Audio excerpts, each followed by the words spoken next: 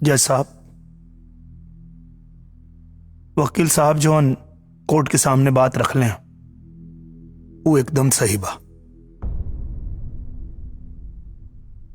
हमने के एक माता पिता से 4 भाई बानी जा, तब पुश्तैनी जमीन में चारों का हिस्सा भी बराबर होके के चाहिए, ना केहू के कम ना केहू के ज्यादा।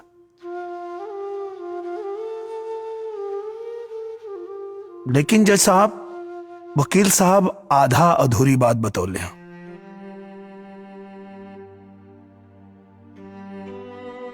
ये हमार मझिला भैया सुरेंद्र प्रसाद लखनऊ में सरकारी नौकरी करेले और 2 कट्ठा जमीन खरीद के बहुत आलीशान महल जैसन घर बनैले बाने। हमार मझली भाभी मीना देवी जी के नाम से 10 लाख रुपया के फिक्स डिपॉजिट के ले बाने। 5 लाख रुपया के गहना भी बा।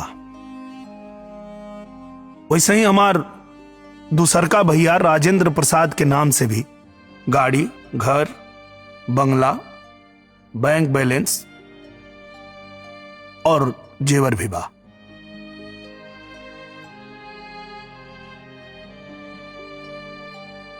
अब आप बताएं जज साहब, मात्र 15 साल में ये लोग ये जौन धन संपत्ति बनैले बा वो केकरे बदौलत बनैले बा?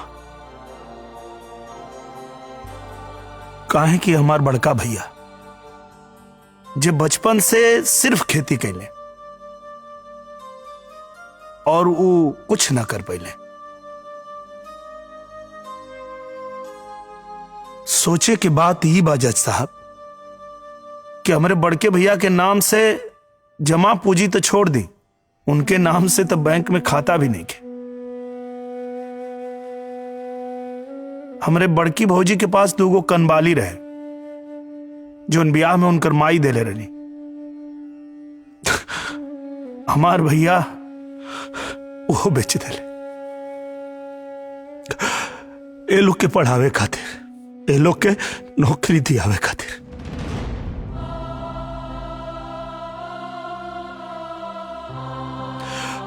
हमरे बड़के भैया के पास पुश्तैनी जमीन और घर के अलावा कुछ ना रहे जज साहब। जौन भी कमैले परिवार की तरक्की खातिर, परिवार के आगे बढ़ावे खातिर सब खर्च कर देले। योर ऑनर, ये जितेंद्र जी किस्सा कहानी सुना के क्या साबित करना चाहते हैं? बंटवारे का मामला बिल्कुल साफ और सुलझा हुआ है। ऐसी कहानियां सुना के इसका क्या मतलब योर ऑनर? एकर मतलब बा जज साहब, जौन बात हम बता रहल बानी वो किस्सा कहानी नहीं खे, एक के हमन जी रहल बानी जा।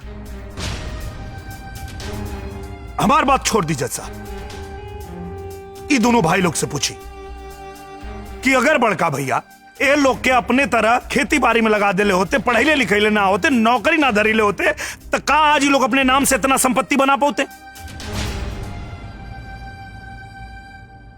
हमार बड़का भैया खुद भूखे रहले, अपने खुद फाटल कुर्ता पहनत रहले, लेकिन परिवार में केहू के कोनो कमी ना होके देले। और जज साहब, अक्सर हम बड़का भैया से पूछत रही, भैया तू अपने नाम से संपत्ति काहे नहीं बनावत? तो हमार भैया का खले,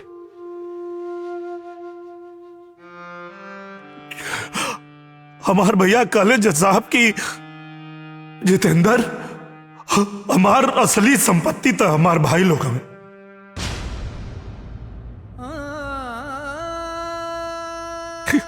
और ऐसा देवता समान भाई के बेटी के बियाह होके के टाइम आए तो ही दोनों लोग बंटवारा करे चलाइल जज साहब। हमारे भैया के बंटवारा से भी इनकार ना रहे। हमार भैया तो सिर्फ इतना चाहत रहे कि जब तक हम जीवित बानी तब तक बंटवारा मत करा, हमरे मर गेले के बाद बंटवारा कर लिया लो। योर ऑनर, कोर्ट में फैसला सबूत और गवाह के आधार पर होता है। इसमें सेंटिमेंटल और इमोशनल बात की कोई जगह नहीं होती। सारे सबूत और गवाह हमारे क्लाइंट के पक्ष में है। आप फैसला सुनाइए। हम माननीय न्यायालय के सामने अपन बात रखे के चाहता नहीं जज साहब।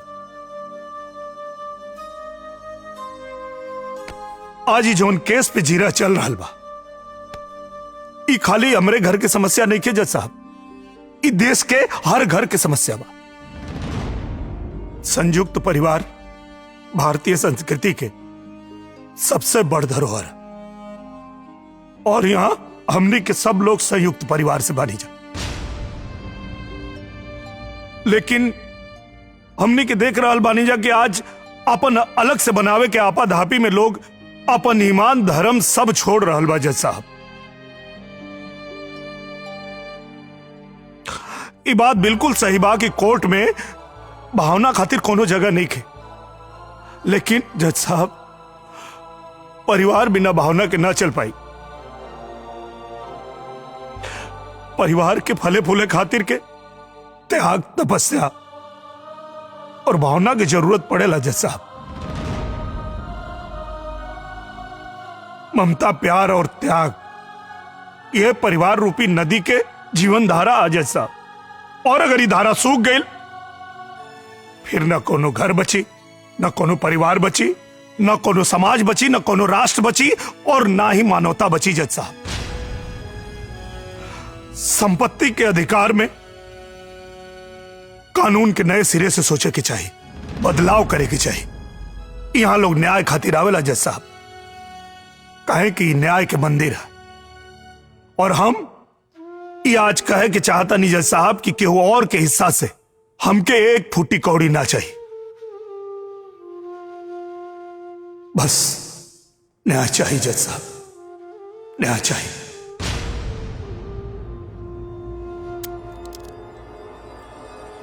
भगवत जी संभालिए अपने आप को। भैया भैया कोई भैया मत करना।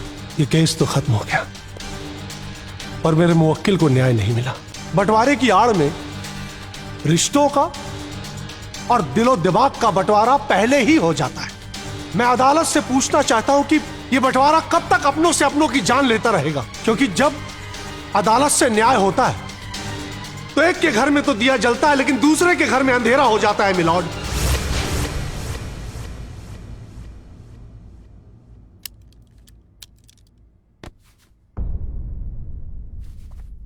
दोनों पक्षों की दलीलें सुनने के बाद अदालत इस नतीजे पर पहुंची है कि बिना गंभीरता से विचार किए इस केस में कोई भी निर्णय लेना मुश्किल है। इसलिए यह अदालत आज कोई फैसला नहीं सुनाएगी। एक जिम्मेदार नागरिक होने के नाते और साथ ही साथ एक जज होने के नाते मैं सुप्रीम कोर्ट में अपील करूंगा कि संयुक्त परिवार के जायदाद के मुद्दे में एक नई व्याख्या दें कि बंटवारे के समय अधिकार के साथ साथ प्रेम, त्याग और कर्तव्य पर भी विचार किया जाए। तब तक के लिए अदालत मुलतवी की जाती है। द कोर्ट इज एडजर्न्ड।